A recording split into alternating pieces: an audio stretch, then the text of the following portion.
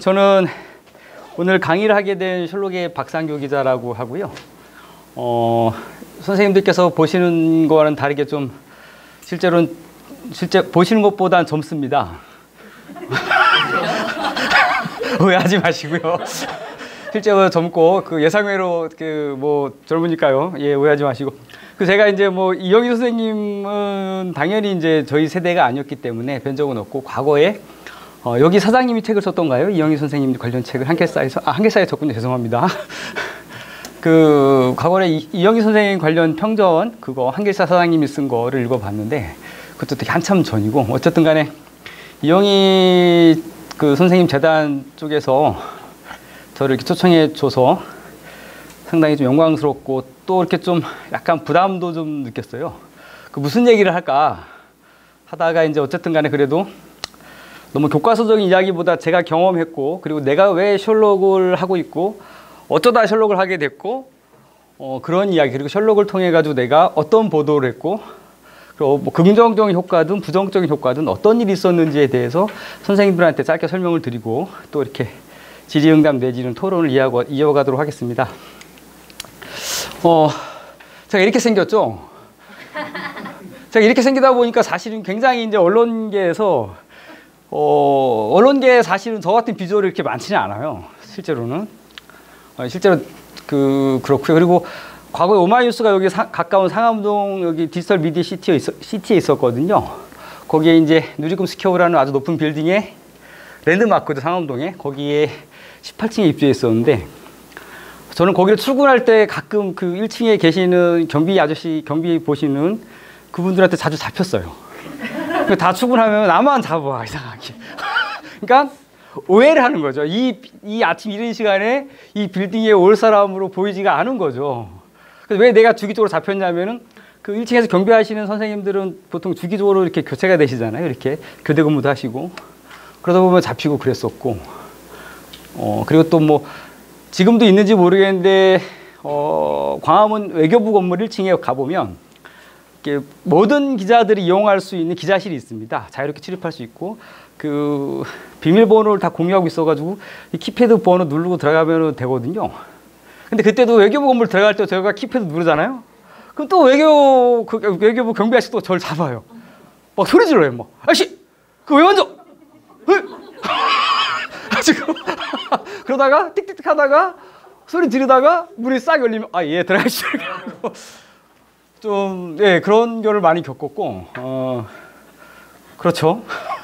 그래서 이제는 굉장히 익숙하고 뭐 이렇게 불편하지는 않습니다.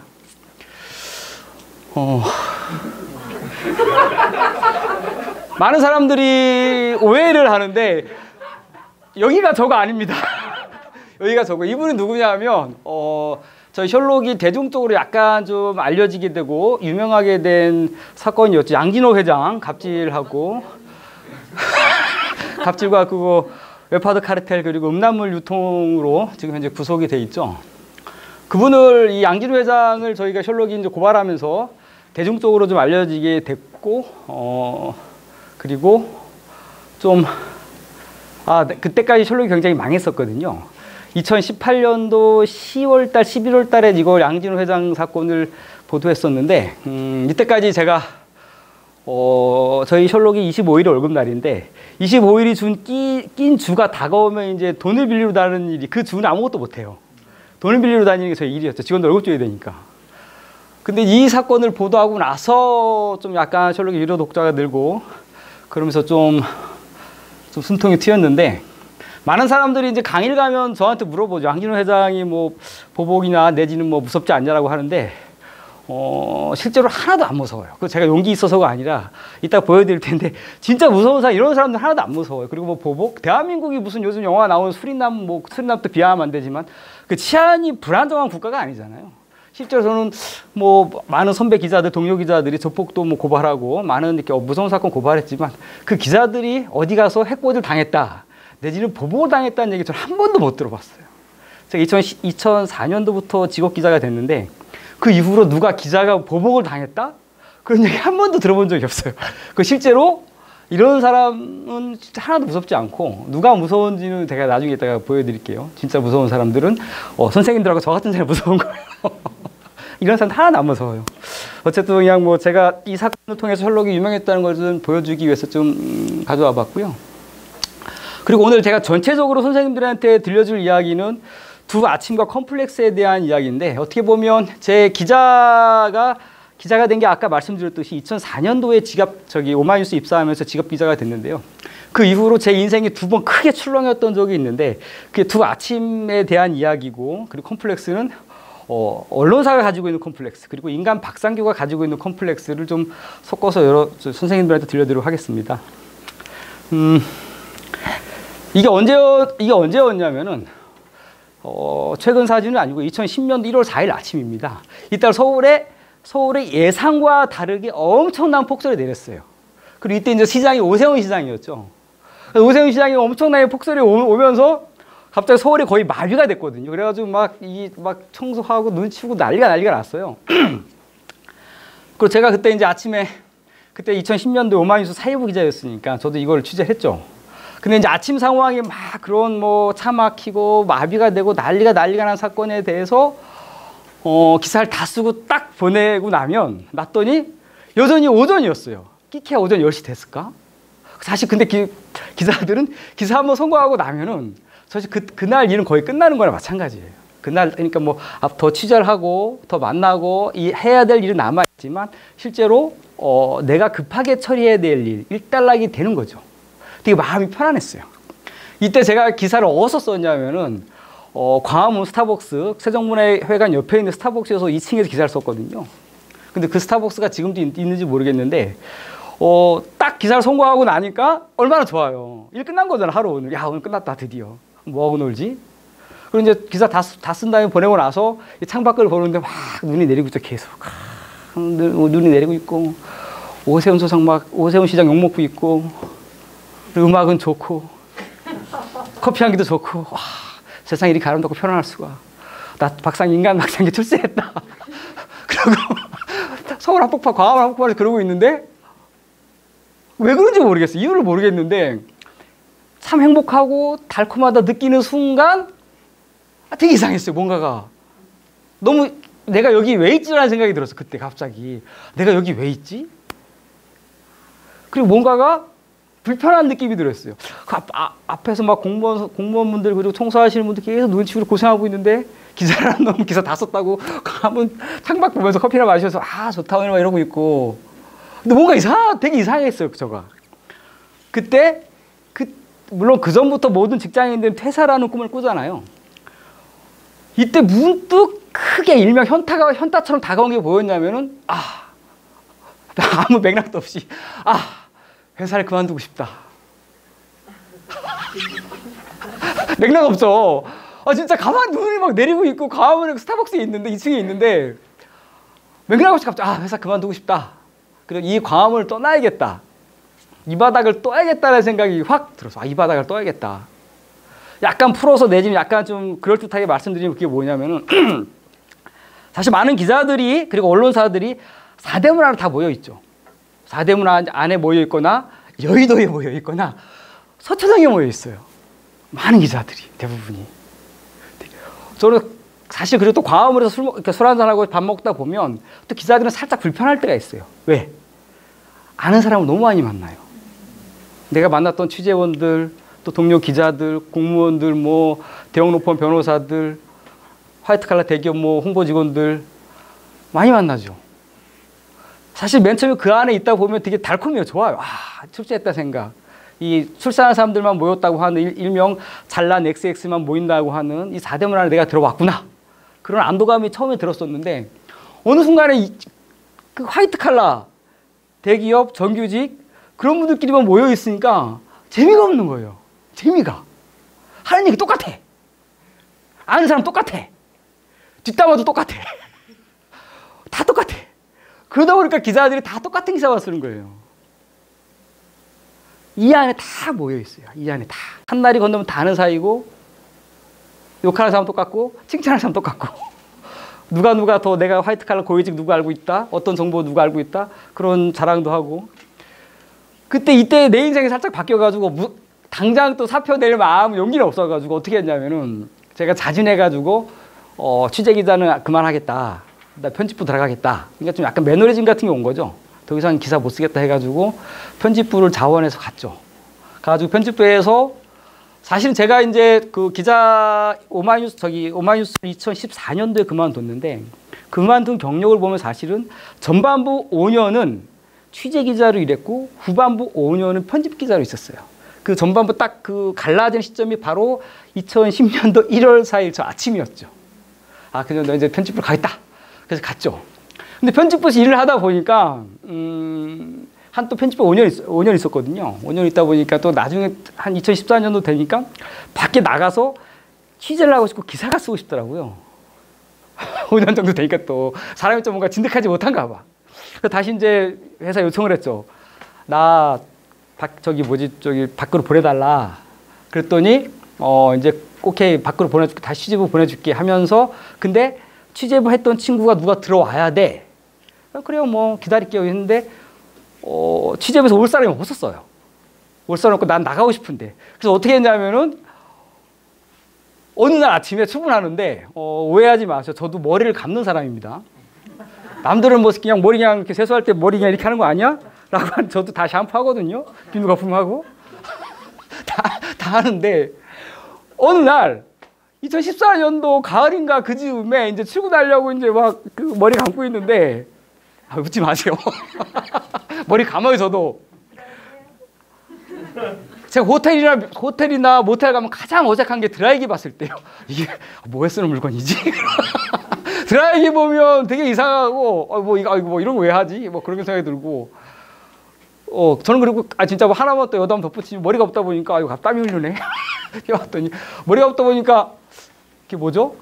머리 감고 있는데 머리를 막 감고 있는데 화장실 때 그때 내가 문을 열어놓고선 씻고 있었거든요. 아침 출근하려고 한 7시 됐겠죠. 근데 라디오인지 텔레비인지는 정확히 기억은 안 나요. 어쨌든 소리가 들렸어요. 근데 그 순간에 그 아침에 무슨 소리가 들렸냐면은 내가 들은 뉴스가 뭐였냐면은 대한민국에서 여자 무기수가 몇 명이 있는데 그 숫자도 기억이 안 나요. 여자 무기수가 몇 명이 있는데 대부분이 그 여자 무기수들의 웃으면 안 되는데 무기수들의 60% 이상은 약 70% 정도는 남편 죽인 여자들이라는 거예요. 머리 감으면서 그 뉴스를 듣는데 나 무슨 생각이 들었냐. 야 저거 진짜 재밌겠다. 저 여자들 오죽해서 남편을 죽였을까 막 머리 감으면서 그랬거든요. 너무 취재하고 싶어요 그게. 야 이거 너무 궁금하다. 너무 궁금하다. 근데 저는 편집부에 있잖아요. 편집부에 있잖아. 그리고 너무 취재하고 싶은 대로 어떻게 편집부에 있는데 제가 뭘 취재했냐 그래가지고 남편 죽인 여자들이 오죽했으면 남편을 죽였을까. 그 이야기 자세한 이야기를 너무 취재하고 싶어가지고 개인 휴가하고 주말에 취재를 했어요. 그게 뭐냐면 제 인생을 바꾼 취재인데 이 기획을 하게 됐거든요. 그녀는 왜 칼을 들었나라는 건데 그러니까 남편 죽인 여자들 이야기죠. 대한민국에 있는 여자 무기수들 이야기를 취재하고 싶은데 자 주말하고 내 개인 휴가를 내서 취재를 하는데 자 맨 처음에 그 남편 죽인 여자들 취재하려면 어딜 가야 되냐면 가정폭력 그 피해 여성들을 지원하는 많이 지원하는 여성단체가 있죠. 한국 여성의 전화라고 있는데 거기를 갔죠. 가가지고 뭐 한국 그 좀 여성분들 취재하고 싶습니다. 좀 협조 좀 받을 수 있을까? 소개 좀 받고 좀 취재 도움 받을 수 있을까요? 그러면 보통 그런 단체에서 어떻게 해요? 어서 오세요. 그런 말 안 하죠. 특히 저처럼 비주얼이 이러면 일단 왜 웃으세요? 저처럼 비주얼이 이러면 제가 느낀 눈빛은 그랬어요. 어서 지금 가정폭력 가해자 같은 아저씨가 와가지고 지금 갑자기 왜 그런 여자를 자꾸 막 분리시켜야 될 것 같은 아저씨가 와가지고 그랬더니 당연히 단칼에 거부하죠. 뭐 이렇게 좀 소개시키기 어렵다. 그래가지고 그래요. 그리고 돌아왔죠. 저 거부받을 줄 알았어요. 뭐 취재하고 싶어 왔더니 어서 오세요 하는 단체는 별로 없어요. 다 그렇게 안 하죠. 뭐 처음 받고. 자, 그럼 해서 돌아왔죠. 또 편집 일을 하다가 안 된다고 해가지고 물러나면 기자가 아니죠. 다시 갔죠. 이번에 그냥 가면 안 되죠. 뭘 들고 가야지. 음료수라든가 이렇게 좀. 그래도 뭐 가서 또 설득을 해야죠. 나 나쁜 사람 아니라고. 보는 게 다가 아니라고. 저 나쁜 사람 아니라고 좀 도와달라고 취재하고 싶은데 계속 안 된다 그러더라고. 좀 뭐 곤란하다고. 또 물론 안 따면 이제 뭐 그래도 주기적으로 전화를 걸었죠. 담당 주기 전화 걸고 나중에 이제 음료수가 아니라 빵을 사갔죠. 빵도 이제 좀 이런 그런 말고 요즘 그렇게 뭐 수제빵 있잖아요. 이렇게 막 맛있는 빵, 유기농 빵 같은 거. 그걸 다 해가지고 사갔죠. 이렇게 막. 이렇게 또 단체, 거기 여성회사랑 뒤에 크거든요. 불광동에 있는데 뒤에 크거든요. 건물이. 활동가들 많으니까. 막, 이렇게 누가 가지고, 저 나쁜 사람 아니라고. 드시면서 일하고. 그 여성단체를 설득하는데 약 6개월 정도 걸렸어요. 이렇게 해줘. 근데 내가 했더니, 그렇게 노력을 했더니 드디어 문을 따주더라고, 이렇게. 그 어디 문을 따주면 지하실에 그동안 가정폭력 때문에 이렇게 남편을 살해하거나 아니면 이렇게 보복했던 여성분들 판결문을 모아놓은 자료실 따로 있더라고요. 판결문하고 자료 같은 것들. 거기 열어주고 이제 들어가서 보라 그러더라고요. 그래서 이제 이렇게 취재해가지고 쓴 게 이거였거든요. 이거를 제가 취재해서 보도를 했는데 아까 말씀드린 대로 저는 취재기자가 아니었고 편집부였는데 그냥 내가 너무 궁금해가지고 휴가와 주말과 뭐 이렇게 야근을 해가지고 썼죠.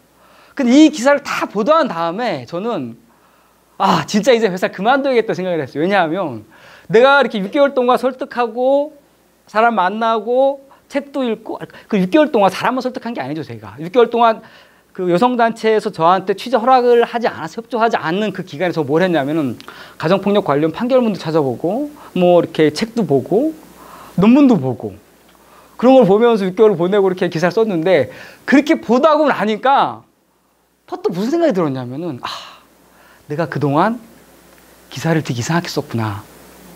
내가 그동안 너무 기사를 쉽게 썼구나.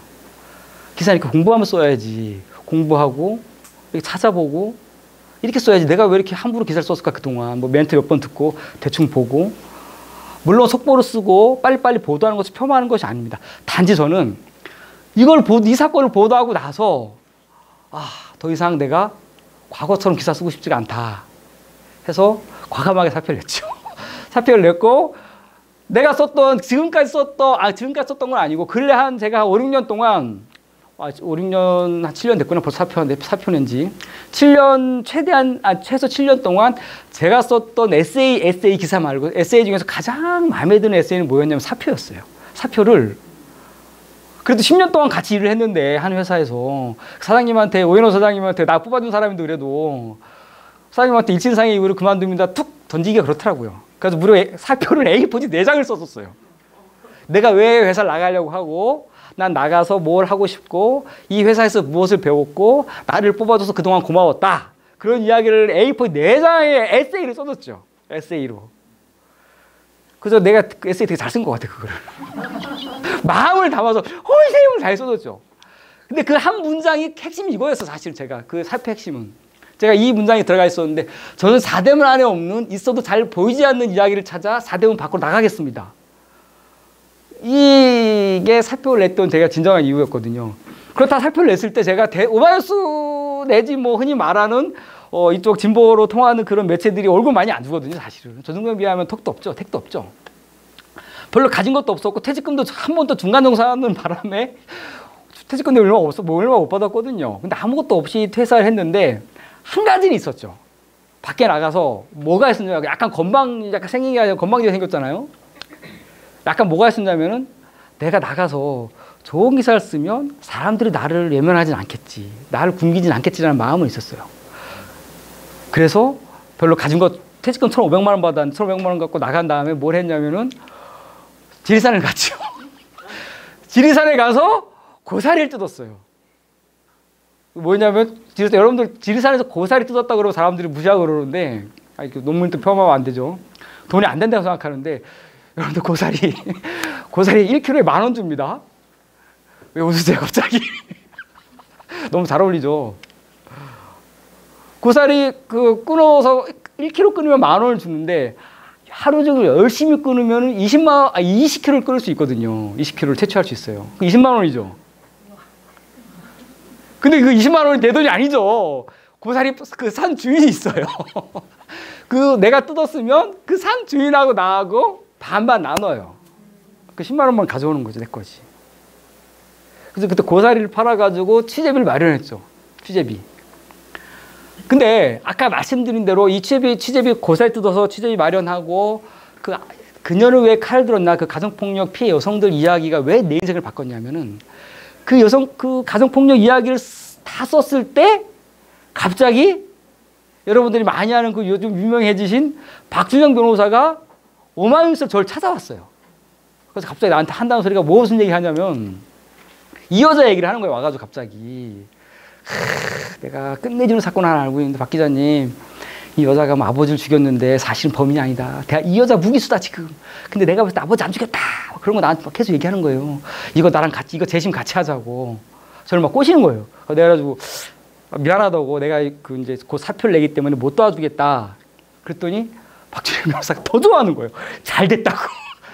이거 보다는 회사 그만둬야 된다고. 이것만 해야 된다고. 딴 거 아무것도 못 한다고. 이것만 해야 된다고.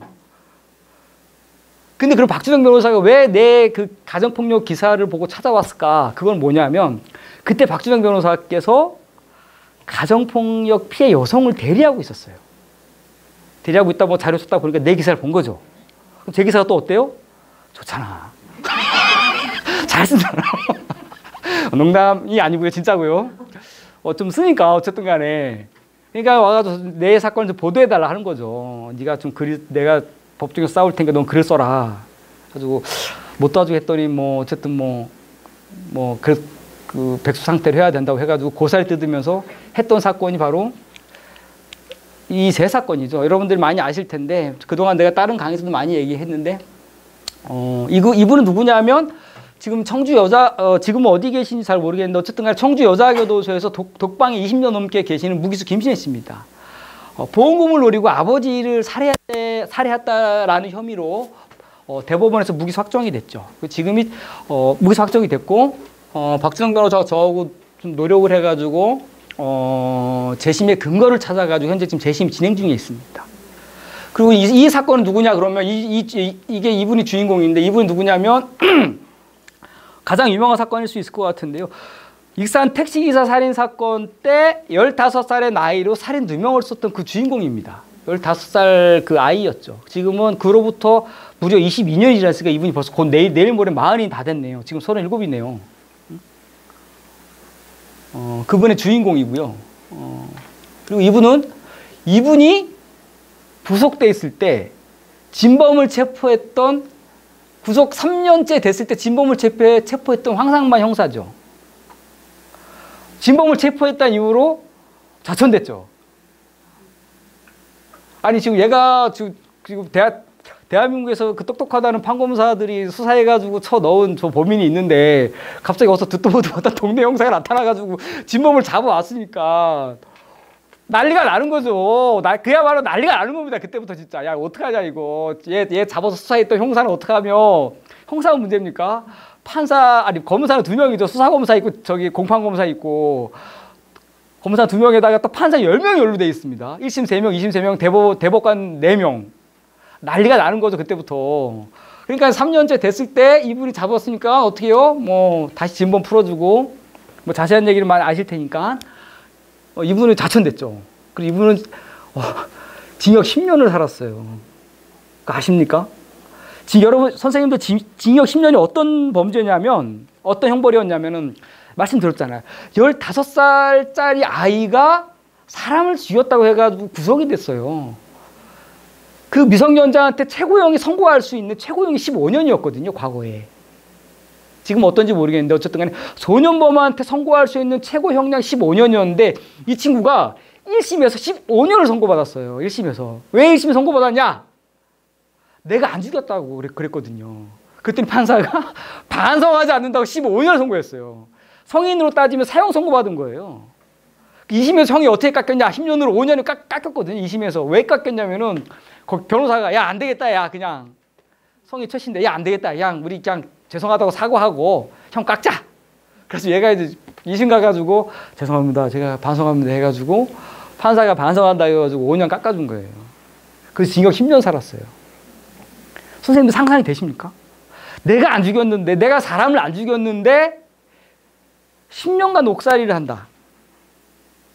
상상이 됩니까? 어떻게 옥살이 하지? 어쨌든 그런 사건이죠.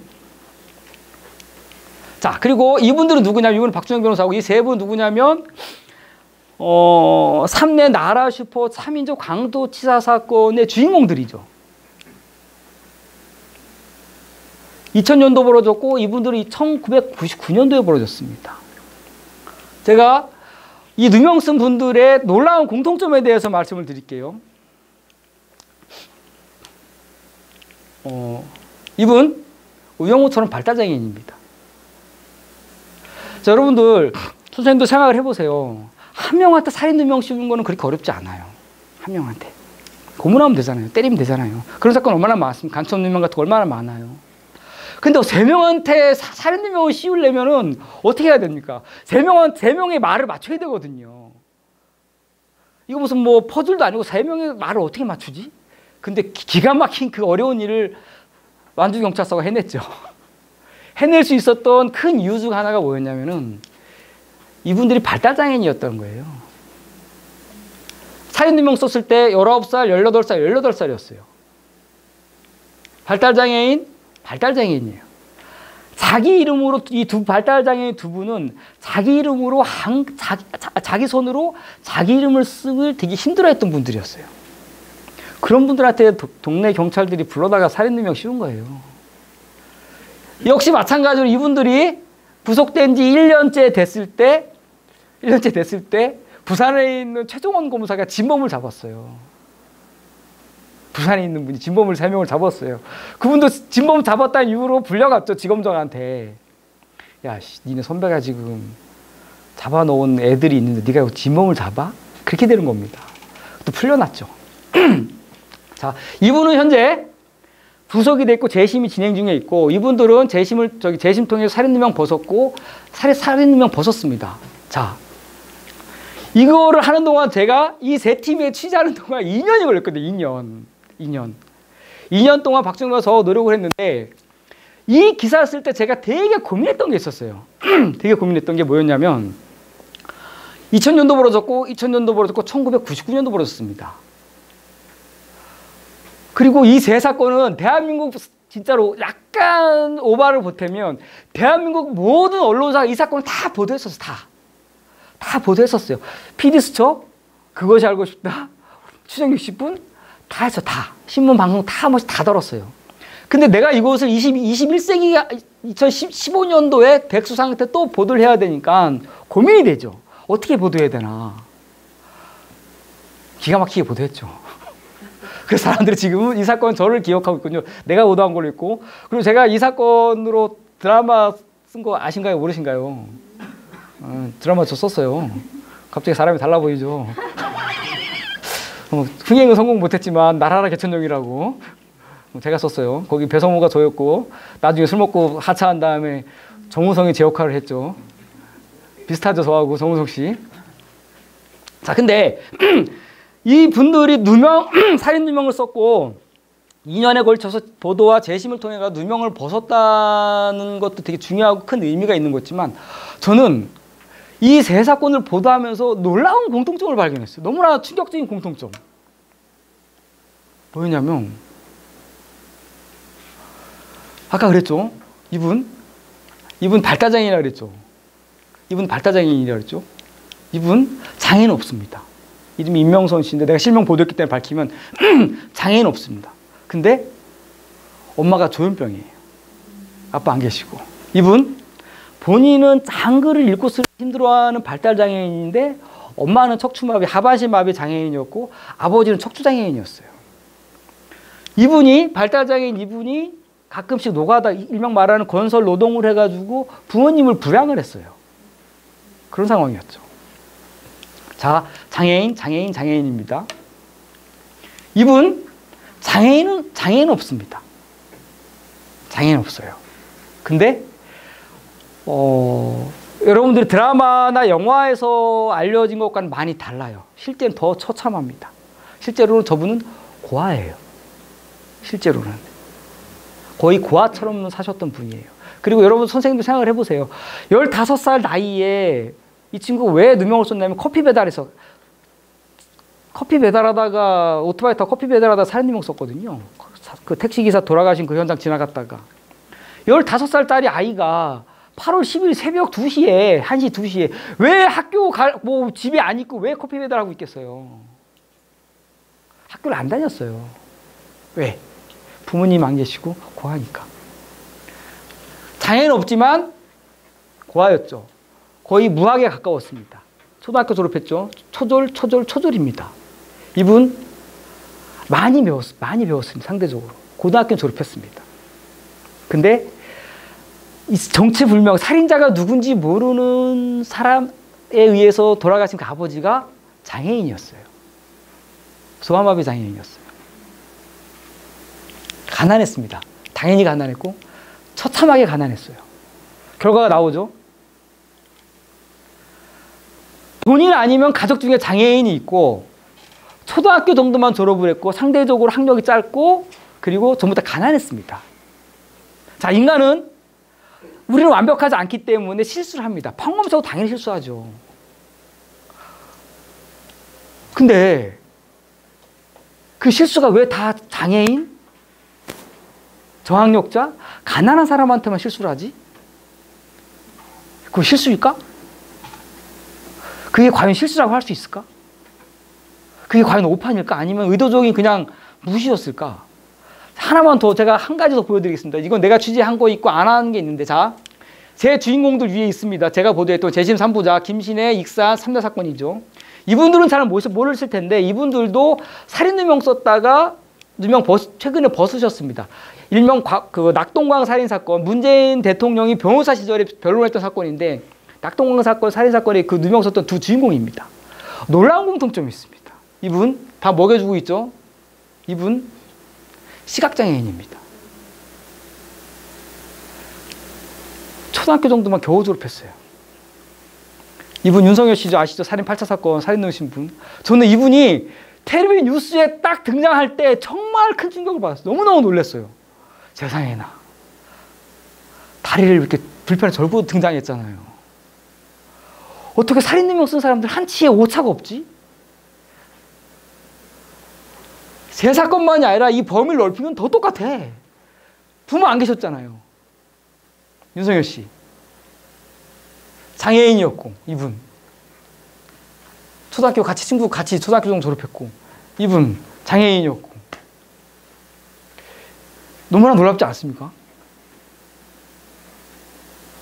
왜 살인 누명이라는 엄청난 사건은 장애인과 저학력자와 가난한 사람한테만 씌웠을까?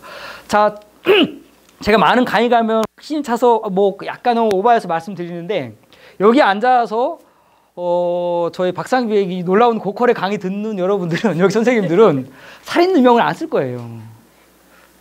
약간 우리 사이가 좀 좋아지기도 했지만 왜 제가 그렇게 단언하냐면 살인 누명을 아무나 쓰지 않아요. 최소한 여기 이렇게 강의 들어오신 분들은 학력이 어떠하든 간에 지식인으로 분류될 수 있는 사람들일 겁니다, 아마. 그리고 친구가 있을 거예요. 내가 어렵거나 위험에 닥쳤을 때 나를 위해 도와줄 사람이 있을 거예요, 아마. 그리고 여러분들은 부모님이든 형제 자매든 친척들이 있을 겁니다.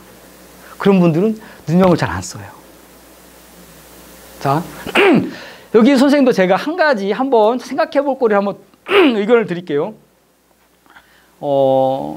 좀 단순 무식하게 비교를 하면 여기 선생님 저보다 연배 높으신 분도 있을 테니까 기억하실 텐데 과거에 벌어졌던 강기훈 유서 대필 사건 아시죠? 그 유서를 대필 쓰게 했다라는 그 사건이 큰 사건이에요? 아니면 발달장애인 3명한테 살인누명을 씌우는 게 큰 사건입니까? 미안합니다. 사실 단순 비교가 불가능한 거죠. 둘 다 중요한 사건이죠. 근데 대한민국의 많은 지식인들은 강기훈은 압니다. 강기훈 유서 대필 사건을 알아요. 근데 이 세 사람은 몰라요. 왜 그럴까? 유서를 대필했다라는 사건은 다 아는데 왜 놀랍잖아요. 미성년자한테 어떻게, 그것도 미성년자 발달장애인한테 살인누명을 씌우지? 그것도 21세기 대한민국 민주국가에서? 어떻게 이런 일이 벌어지지? 엄청난 충격적인 사건이잖아요. 근데 왜 이 사건은 모르고 강기훈은 누구나 다 알지? 강기훈은 그리고 모든 국회의원들 내지는 많은 흔히 말하는 지식인들이 그분을 위해서 엄청나게 많이 누명 벗겨주기 위해서 콘서트 열어주고 많은 노력을 해서 해줬거든요. 그 많은 지식인과 민주화 인사들이 왜 이분들을 위해서 노력 안 해줬지?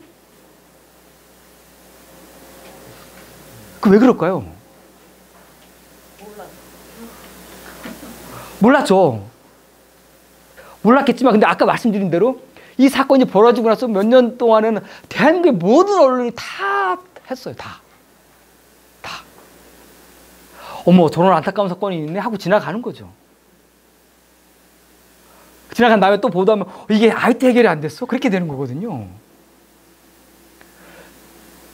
왜 많은 사람들은 이 세 청년, 이 청년, 여기는 이분은 아직 재심 진행 중이니까 좀 빼고 얘기하면 어쨌든 간에 지금 현재 재심 통해서 무죄 밝혀졌잖아요. 미성년자일 때 살인능명 썼는데 미성년자가 살인능명성 사건에 대해서는 왜 다 이렇게 손 놓고 있었지? 이분들 2000년도에 살인능명 쓴 다음에 2016년도에 누명 벗었거든요. 16년이나 걸렸습니다. 어떻게 민주국가에서 이런 일이 벌어졌지? 그 비밀이 뭘까? 저는 그게 되게 많이 고민을 했었어요. 그 비밀이 뭘까? 왜 많은 사람들이 강기훈을 아는데 그의 버금가는 내지는 그보다 더 큰 사건일 수 있는 이 사건을 모를까? 왜 그런지 아세요? 제 결론은 스스로 말할 수 있는 자와 스스로 말할 수 없는 사람들의 차이점인 것 같아요. 스스로 말할 수 있는 자는 누구냐면 제가 여러분들 그 정치적 지지 그런 거 내지는 성향하고 전혀 상관없는 예를 하나 드릴게요. 이분을 변호했던 문재인 대통령이 변호사 시절의 에피소드인데 2017년도인가요? 대선이 그죠? 박근혜 씨 탄핵되고 그때 탁현민 씨가 선거운동 같이 했었을 거 아닙니까? 선거운동. 그때 탁현민 씨가 페이스북에 글을 하나 쓴 게 있었어요. 뭐라고 썼냐면은 자기 이제 도와주는 후보자 문재인 후보에 대한 이야기인 건데 자기가 물어봤대요. 후보님, 상대 후보가 공격을 하고 상대당이 뭔가 이렇게 뭐 하면 좀 받아치고 그런 맛이 있어야죠. 왜 맨날 대중들은 그런 걸 좋아합니다. 받아치고 말도 잘하고 좀 뭔가 티키타카하고 그런 걸 좋아하는데 왜 이렇게 답답하게 말도 못하고 버버대고 맨날 왜 가만히 계십니까? 그렇게 물었더니 문재인 대통령 후보자께서 이렇게 답변했다고 하더라고요. 나는 원래 말을 못하는데 그 이유가 있다. 그게 뭐냐면 내가 과거에 변호사 노무현이랑 같이 부산에서 인권 변호사를 운영할 때 나의 고객들은 나를 찾아오는 사람들은 전부 다 사회적 약자들이었다. 많이 못 배우고 가난하고 힘든 사람들이었다. 근데 그분들의 특징이 있다. 그분들은 잘 찾아오기는 잘 찾아오는데 오기만 하지 말을 제대로 못한다. 말하다 흥분하고 울고 두서없이 말하고 조리 없이 말을 한다. 그럼 내가 할 수 있는 일은 그 사람이 말이 끝날 때까지 가만히 들어주는 것뿐이었다. 그럼 다 들어주고 나면 내가 도와주지 못하더라도 그분은 마치 위로를 받은 듯한 표정을 하고 돌아가셨다. 나는 그때부터 상대방이 무슨 말을 하든 간에 일단 다 들어줘야 된다라는 버릇이 생겼다. 그런 얘기를 했다 그러더라고요.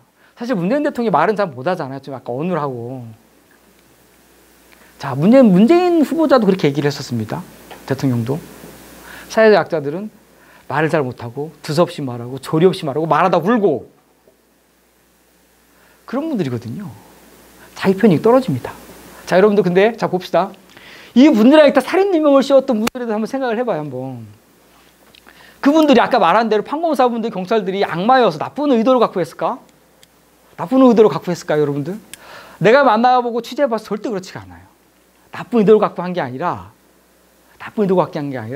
그냥 단지 확신의 함정에 빠진 확신의 함정. 확신을 해버린 거야. 얘가 범인 맞아. 너무 확신해. 우리도 일상생활 살아가면서 오해를 많이 하잖아요. 확신에 찰수록 어떻게 해요? 증거 내지는 막 다 사라져버리고 흥분을 하잖아요. 네가 그런 거잖아. 경찰도 검찰 다 똑같고 똑같은 확신 오리에 빠진 거고 여기서 또 하나 뭐가 있냐면은 무의식 속에서 이분들을 함부로 해도 되는 사람들이었던 거예요. 함부로 해도 되는 사람. 근데 함부로 해도 되는 사람들에 대해서 우리 한번 생각을 해봅시다. 선생님들 한번 선생님들이 주변에서 문재인 대통령이 말한 것처럼 전 대통령님께서 말한 것처럼 선생님들도 주변에 사회적 약자들 저녁 시간 되면 집에 와서 빨리 쉬어야 되는 힘든 노동을 하신 분들 주변에 친구가 있는지 모르겠지만 그런 분들하고 말을 섞거나 대화를 해보거나 그분들이 뭔가 어려움을 호소할 때 잘 들어주고 계신가요 혹시? 대부분이 그렇지가 않습니다. 대부분이 장애가 있거나 저항력저나 가난한 사람들의 말을 우리 사회는 잘 들어주지 않습니다. 그분들이 좀 흥분해서 말하면 울면은 흥분한다 그러죠. 또 타박을 하죠. 말 좀 잘해봐봐. 흥분하지 말고. 그렇게 돼버린 겁니다. 그분들만 무시하는 것이 아니라 우리도 무시하고 있는 거죠. 사실은. 알게 모르게 선이 그어져 있죠. 보이지 않는 선들이. 제가 보도했던 거를 하나 제가 지금까지 기곡기자로만 따지면 2004년도에 기곡기자가 됐는데 그때부터 무려 지금까지 18년이 지났죠. 18년 동안 제가 만났던 사람 중에서 가장 인상적인 분이었어요. 이 세 분 아까 3대에서 알아 싶어 3인조 강도치사 사건의 그 3명인데 왜 인상적인지 일단 제가 말씀을 드릴게요. 어떤 일이 있었냐면은 탐사보도 내지는 그때 제가 백수로 산나물 뜯으면서 보도를 했거든요. 이때 산나물 뜯어가면서 보도했는데 자 이분 임명선 씨거든요. 이름이 본명 임명선 씨예요. 이분이 취재할 때 2016년도에 저한테 문자를 보냈어요. 한번 인터뷰하러 가는데 카톡으로 기자님 오실 때 현금 10,000원만 찾아 갖고 오세요. 10,000원만 빌려주세요. 이렇게 문자를 보냈어요. 카톡으로. 카톡만 와도 되게 반가웠어요. 왜 반가웠냐면 이분은 장애는 없지만 너무 가난한 나머지 전화가 끊겼어요. 그래서 와이파이가 되는데 가야지만 연락할 수가 있어요. 카톡으로. 카톡 왔을 때 일단 반가운 거지. 그래서 나한테 보낸 거예요. 와이파이 된 거기까지 또 애써 가가지고 기자님 오실 때 10,000원만 찾아오세요. 그래가지고 그 문자 받았을 때 저는 이 친구가 임명선 씨가 오타를 낸 줄 알았어요. 아, 지금 영화 하나 빠뜨렸구나.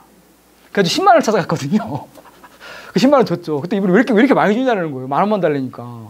그때 저는 놀란 게 왜 놀랐냐면 진짜 이분은 10,000원을 빌려달랬던 거예요. 진짜 10,000원이 없어가지고. 여기 선생님들 돈 빌려보신 분들 꽤 있을 텐데 사람은 누구나 더 대출도 있고 하죠. 선생님들 1억 빌리기 1,000만 원 죄송합니다. 1,000만 원 빌리기보다 어려운 게 100만 원 아니 1,000만 원 빌리기보다 어려운 게 100만 원 빌리는 겁니다. 아시죠? 무슨 말인지. 100만 원 빌리기보다 어려운 게 10만 원 빌리기예요. 10만 원보다 더 빌리기 어려운 게 10,000원이에요. 어디 가서 10,000원도 없다는 거 여러분들 선생님들 말할 수 있어요? 야, 나 지금 10,000원이야. 너만 빌려줘. 차라리 야 1억만 빌려줘 뭔가 있어 보여요. 아, 얘가 뭐 집에 큰 거 으리으리한 집 사서 이사 가나 보다. 뭐 아파트 산다 보다. 좋은 데 이사 가나 보다. 근데 갑자기 10만 원 빌려줘. 그럼 얘 10만 원이었구나. 그거 들통나는 거거든요. 10만 원보다 빌리기 어려운 게 10,000원을 빌려달라는 겁니다. 근데 이분이 10,000원이 없습니다. 저는 박준영 변호사하고 저하고 산나물 뜯어가면서 현금 서비스 받고 카드론 받아가면서 이분들을 돈을 줘가면서 취재를 했거든요. 돈이 당연히 없죠. 사립유명 쓰고 초등학교만 나오시고 발달장애가 있는데 대한민국에서 발달장애인 변호사도 먹고 살기 힘들다고 하는데 어떻게 먹고 살 수 있겠습니까? 게다가 또 살인문까지 써버렸네? 어떻게 먹고 살 수가 있어요? 돈을 주면서 취재를 했거든요. 근데 한 번은 어떤 일이 있었냐면은 약간 큰 충격, 나한테 엄청난 큰 충격을 준 사건이었는데 이분이 또 다 해결 잘 됐어요. 해결 다 잘 되고 재심에서 무죄도 나오고 저하고 박준영 변호사랑 막 박수 받고 막 500명 모아놓고 막 특허 콘서트 그랬거든요. 막 좋은 데도 박수 받고 어깨 뽕 들어가죠. 막 목에 막 거만해지고 힘들어가고 아 내가 대단한 일을 했나 보구나 착각에 빠지죠. 그 특허 콘서트 끝나 2016년도 12월 말에 끝나고 나서 디프를 했거든요. 또 술까지 얻어먹고. 근데 이분한테 딱 문자가 왔어요. 술 먹고 있는데. 근데 제가 술 먹는 그 기분에 빠져가지고 문자 온 거는 확인했는데 문자 열어보진 않았어요, 제가. 그냥 술 먹고 그냥 밤에 술 먹고 그 다음날 아침 일어나서 회장을 하면서 보니까 아 맞아 어제 그 친구 문자가 왔지. 문자를 확인했는데 12월 말이었거든요. 근데 문자가 뭐라고 왔냐면은 나 너무나 큰 충격 받았는데 뭐냐면 이런 거 나한테 문자로 기자님 저 동상 걸릴 것 같아요. 저 따뜻한 물 나오는 집에 이사 가고 싶어요. 저 방 하나 잡아주면 안 돼요? 엄마가 계시다 그랬잖아요. 아빠는 안 계셨지. 엄마가 조현병이거든요. 엄마하고 저하고 너무 추워요. 그러는 거예요. 전 그 문자가 왜 충격이었냐면 여러분도 이상하지 않아요? 이분들을 도와줬다고 하는 나하고 변호사는 박수 받고 막 술 얻어먹고 술 처먹고 이러고 있는데 우리의 기사 주인공은 여전히 뜨거운 물도 안 나오는 발이 동상 걸릴 것 같다는 집에서 살고 있다는 거예요. 누명 벗었지만 아직 형사보상금이 나오지가 않았거든요. 넌 그게 또 너무나 이상했던 거예요. 마치 내가 2010년 1월 4일 그 폭소를 보는 것처럼 내가 지금 뭐 하고 있는 거지? 그래서 제가 이 친구한테 또 돈도 없는데 이제 그때도 저도 돈이 없어가지고 카드론을 세게 받았죠. 카드론을 받아가 300만 원 보내줬죠. 원룸 구하라고 집이 전주거든요. 300만 원 보내줬더니 이분이 고맙다고 하더니 또 30분 있다 쭈뼛쭈뼛 문자가 또 왔어요. 기자님 50만 원만 더 점점점. 그래서 이때는 미안하지만 제가 전화를 했죠. 아, 왜 또 50만 원 왜요? 그랬더니 그게 아니라 뭐냐면 진짜 돈이 하나도 없어가지고 부동산 중개를 줘야 되잖아요. 부동산 중개료가 없다고. 그 50만 원 또 보내줬죠. 그리고 이제 그러고 갔어요. 근데 또 아까 말씀드린 대로 이분들이 재심 그 무죄 받아도 형사 보상까지 나오기 또 시간이 좀 걸리거든요. 계속 이제 돈 없이 살고 있는데 저도 돈이 없고 맨날 카드론 받고 형사에서 받고 살았으니까. 근데 그러고 나서 이제 꽃피는 봄이 왔어요. 봄이 왔는데 이 친구가 또 나한테 문자가 왔네. 기사님 50만 원만 빌려주세요 그러는 거예요. 그래가지고 그때는 좀 약간 제가 힘드니까 좀 짜증이 솔직히 짜증이 났어요. 그래서 그때 내가 일부러 전화해가지고 좀 미안하지만 이분도 나이도 뭐 30 넘었는데 좀 내가 싫은 소리 좀 했죠. 미안하지만 용선 씨 좀 왜요? 그랬더니 자동차가 있는데 보험료를 내야 된대요. 그런데 보험료 늦으면 계속 벌금 나오잖아요. 계속 그거 빨리 무조건 진짜 납기한에 내야 되잖아요. 낼수록 그 이득이잖아요. 빨리 낼수록. 그래가지고 그때 내가 약간 좀 미안한 얘기를 했죠. 이 친구한테. 나도 너무 화가 나고 나도 돈 없고 미쳐버리겠는데 그러니까 그래가지고 뭐라 잘래 전화기 때 그래서 그때 좀 팔아버리든가 막 그랬죠. 내가 와 미안하더라고. 그래서 어쩌고 50만 원 보내줬거든요. 제가 보내주고 또 거기다 또 내가 또 단술까지 해버렸어요. 용서 씨 우리 좀 힘내는 거 좋은데 좀 너무 저한테는 힘들어요. 저도 단술까지 했거든요. 그때 미안했죠. 근데 이분이라고 왜 자존심이 안 상하겠습니까? 그리고 문자가 이제 그 후로 잘 연락이 안 오더라고요. 자기도 이제 좀 상처받고 불쾌했겠죠. 기분도 안 좋고. 그러고 나서 이제 뭐 제가 혈록 그때 만들었을 때 또 혈록 괜히 만들었다가 또 막 적자 엄청나게 나고 막 25일만 되면 돈 빌려다는 그 시즌인데 갑자기 스타벅스에서 제가 이때 또 왜 스타벅스에 또 일을 많이 하니까 이 스타벅스 제가 기억나요. 경향신문 쪽에 있는 스타벅스 문화일보 정확히 문화일보 쪽이죠. 문화일보에 있는 스타벅스에서 일을 하고 있었는데 갑자기 이분한테 문자가 온 거예요. 또 사진 하나 딱 문자라기보다도 사진 하나 딱 보냈어 나한테. 이게 뭐야? 근데 확대해봤죠 이렇게. 그 종이 쪽지 찍은 거였거든요. 사진이 뭐였냐고 근데 너무나 또 놀랐는데 사진에 그 종이 쪽지에 뭐가 적혀있는데 숫자만 적혀있더라고요. 그래서 나한테 전화를 한 거야. 전화해서 뭐라고 하냐면 기자님 저 돈 나왔어요. 기자님 그동안 저 도와줘 너무 고마워요. 내가 여태까지 준 돈을 다 적어놓은 거야 자기가 쪽지에다가. 이거 돌려주겠다고. 그래서 제가 스타벅스에 사람 많은다고 너무 물었어요. 좀 뭔가 좀 그래가지고 여러 감정이 밀려와가지고 막 물었거든요. 내가 눈물을 내가 진정한 다음에 전화를 했죠. 내가 전화해서 뭐라 했냐면은 내가 그랬죠. 그대로 말씀드리겠습니다. 내가 이랬어요. 용선 씨, 당신이 지금 여기서 이 돈을 갚아버리면 안 되지. 내가 왜 그 얘기하는지 알아요? 근데 이랬어요. 용선 씨, 당신이 여기 돈을 갚아버리면 안 되지. 왜냐하면 나는 지금 당신 사건 보도한 다음에 어디 가서 맨날 자랑하거든. 강의하면서 나는 돈 주면서 취재했다고. 근데 네가 여기서 돈을 갚아버리면 내가 이제 자랑을 못하잖아. 자랑을 못하잖아.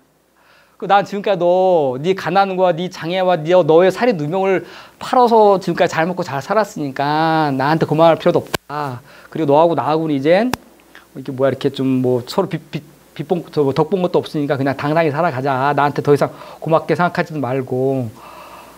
그렇게 정리가 됐죠. 관계가. 자, 이 얘기를 제가 왜 말씀드리냐면 이분들과 저하고 처음 인연 맺은 게 2015년이고 저한테 이 친구가 문자가 돈 나왔다고 살인유형 벗은 거 형사보상금 나왔다고 문자 보낸 게 2017년도 봄인가 여름이었거든요. 무려 2년 반이 걸린 거예요. 최소한. 탐사보도가 아니면은 여기까지의 이분들이 어떻게 변화 발전을 하는지까지 볼 수가 없는 거죠.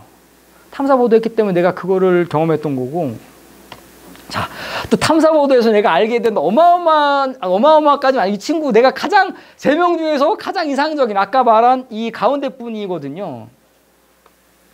이 가운데 분 강인구 씨라는 분인데 수리남 구신공 이름이 똑같아요.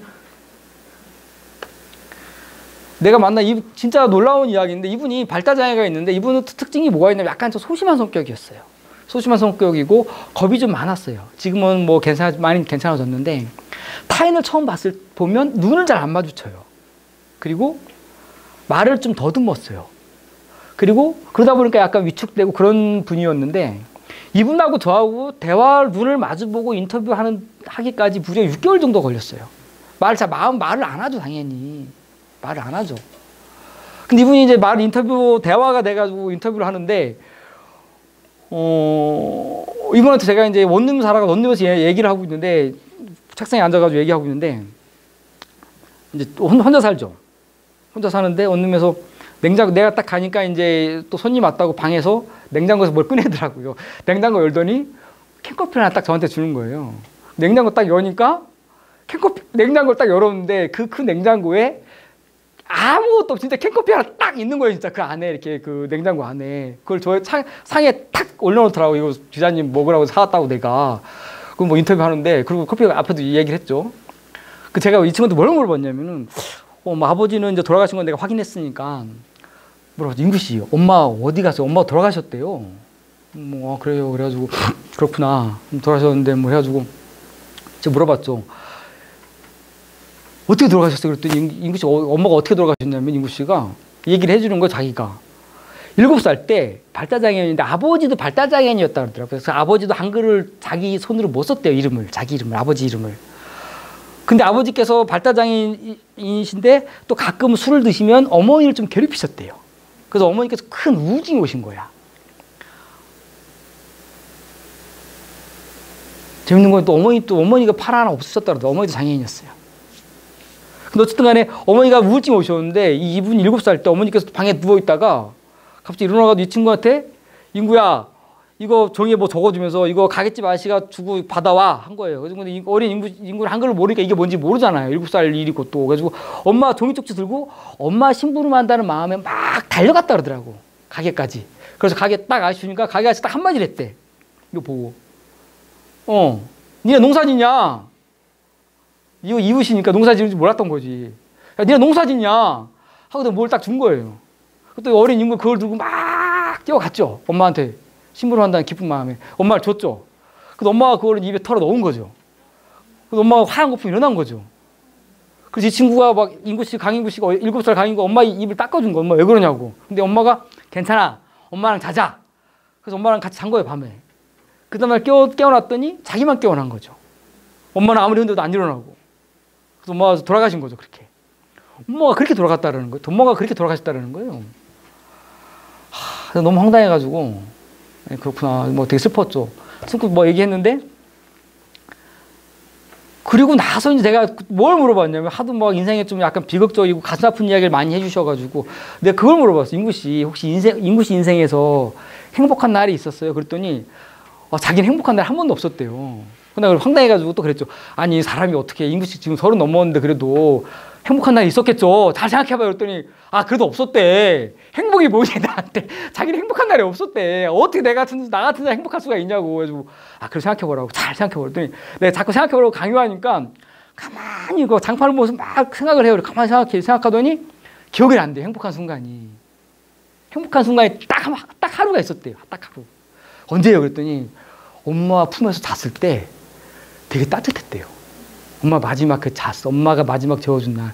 그 순간이 자기 인생에서 가장 행복한 순간이었다라는 거예요. 참. 너무 비극적이어가지고, 그래요. 이제 뭐, 제가 인터뷰 말미에 그걸 물어봤죠. 너무 이 친구가 불쌍한 친구여가지고, 안타까운 친구여가지고. 그럼 인구 씨를, 저도 막 눈물 참으면서 인터뷰를 했으니까, 인구 씨 위해서 울어준 사람이 있어요? 그랬더니, 또 가만히 생각해. 그러더니, 딱 한 명 기억난대요. 날 위해서 울어준 사람이 딱 한 명 있었다라는 거예요. 그게 누구냐면, 이 친구가 살인능력 썼을 때 1년 지나고 나서 진범이 잡혔다고 했잖아요. 진범 풀어줄 때 검사가 이 친구 3명하고 진범 3명을 대질신문을 했거든요. 풀어줄 때. 근데 이제 앞에 마주보고 앉아있는데 검사가 책상을 빵 치면서 강인구를 다그칠 거죠. 야, 강인구 새끼야. 너 할머니 죽였어, 안 죽였어?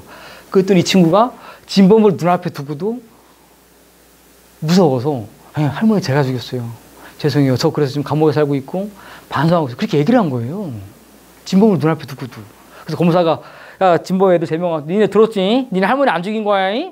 그리고 집에 가라 그랬거든요.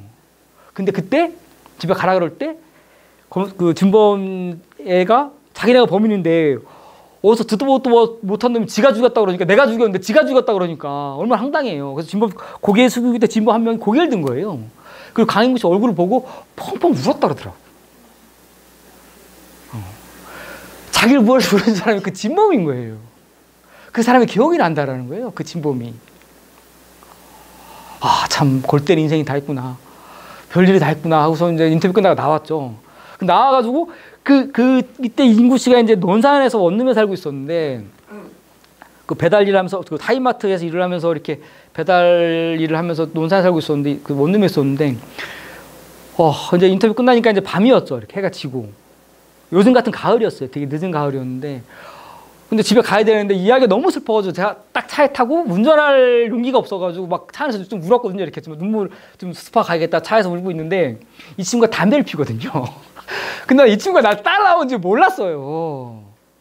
그래서 나 울고 있으니까 따라 나온 거야. 이 친구가 담배 피려고 자기는. 근데 내가 안 가니까 이런 거야. 담배 피면서 뚜둥이는 거야. 뭐예요? 막 보고 그래서 아유 괜찮아 이거 있으면서 갈 거니까 울어요? 왜 울어요? 그러는 거야. 괜찮아 인구씨 괜찮아 그냥 가요. 그들이 나 보더니 담배 끄더니 들어가. 갔다 그래 또 울고 있는데 또 두들겨 와가지고 왜 두들긴지 알아요? 캔커피를 내가 안 마셨거든요. 커피 보여주면서 이거 먹고 가야지. 막 창을 두드려줘. 차창이라도 괜찮아 진구씨.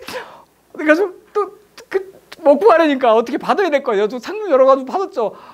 기사님 주려고 사는데 왜 안 가져가요? 그러는 거예요. 그래가지고 아유 고마워요. 그러니까 내가 울면서 그랬지. 인구씨 이거 주면 아무것도 없던데 냉장고에? 그랬죠. 이거 주면 어떡하냐. 이제 냉장고 아무것도 없는데 그랬더니 인구씨가 뭐랬는지 알아요? 강인구씨가? 괜찮아요.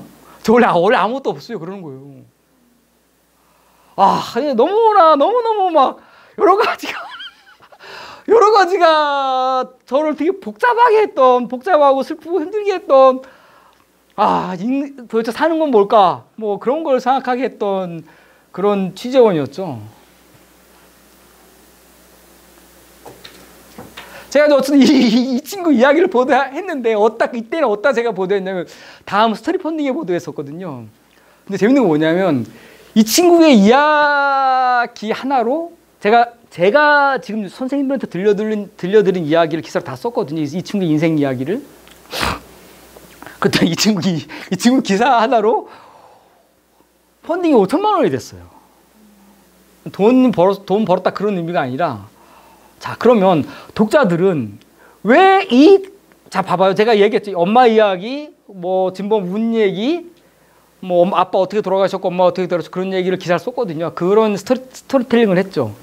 그랬더니 왜 독자들은 5천만 원이라는 돈을 나한테 몰아줬을까? 왜 그랬을까요?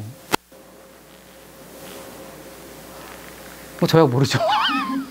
나도 모르겠는데 내가 취했던 전략은 뭐였냐면 그때 뭐 눈물 흘리겠다 그게 아니라 제가 아까 말씀드린 대로 재심 사건, 그 김신혜 사건, 익산 사건 그 세 사건은 모두 대한민국 모든 언론에서 다 보도했거든요. 제가 집중했던 건 뭐였냐면 내가 신기해하고 나한테 뉴스 뭐였냐면은 어머 이런 사람들이 살인 누명을 썼구나. 아까 말했던 장애인, 부모 없고 학교 많이 못 다니고 가난한 사람들 누명을 썼구나. 저한테는 그게 뉴스였어요. 그 이야기를 쓴 거였거든요. 거기에 사람들이 그렇게 많이 반응을 했죠. 어쨌든 뭐 그랬었고 제가 보도했던 것은 바로 인간의 희노애락을 좀 집중했던 거였죠. 인간의 희노애락. 한국 언론사가 사실 한국의 많은 언론이 인간의 희노애락에 대해서 별로 크게 관심이 없어요. 재밌는 얘기 하나 해드리면 박준영 변호사도 이 재심을 하면서도 자기는 몰랐다 그러더라고요. 이 사람들이 그렇게 살았는지. 왜 몰랐는지 알아요?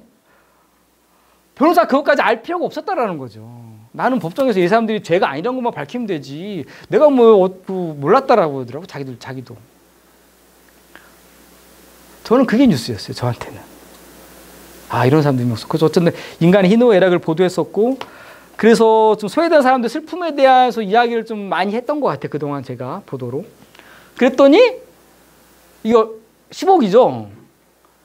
그때 이제 2년 동안 펀딩 받은 게 10억이었어요, 제가, 토탈. 그리고 다 나눠주고, 뭐 이분들 나눠주고, 박준영 변호사 나눠주고, 다 나눠주고, 제 몫으로 떨어진 돈이 1억 5천이었거든요. 10억 펀딩 받아가지고, 10분의 1 정도 받았는데, 그래서 만든 게 이제 셜록이었죠. 그래서 1억 5천을 셜록을 만든 거예요. 그 셜록을, 여러분 재밌는 게 뭐냐면은,